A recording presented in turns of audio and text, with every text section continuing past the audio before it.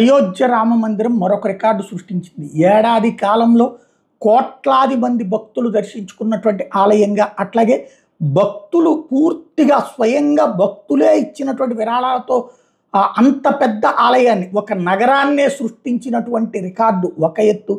అట్లాగే నిరంతరం కోట్లాది మంది సందర్శించుకుంటున్నటువంటి ఆలయంగా, ఇది లక్షలాది మంది వేలాది మంది సందర్శించుకునే ఆలయంగా ఇదివరకు తిరుపతితో ఉన్నటువంటి రికార్డు ఇప్పుడు నిరంతరం అయోధ్యని సందర్శిస్తున్నటువంటి భక్తుల సంఖ్యకి సంబంధించి హైలైట్ అవుతుంటే, అట్లాగే అక్కడ స్వర్ణ అంటే బంగారంతో గోపురాన్ని తయారు చేయడం ఒక ఎత్తు అయితే, ఇప్పుడు అయోధ్య రామ జన్మభూమికి సంబంధించినటువంటి మందిరానికి సంబంధించినటువంటి కొన్ని టైటానియంతో కట్టించినటువంటిది ఏదైతే గ్రిల్స్ని టైటానియంతో కట్టించారన్నటువంటి విషయం ప్రపంచంలోనే మొట్టమొదటిసారి అట్లాగా నిర్మించారు. భారతదేశంలో అయితే కంప్లీట్ ఫస్ట్ టైం అన్నటువంటి నృపేంద్ర మిశ్రా చెప్తూ ఉన్నారు.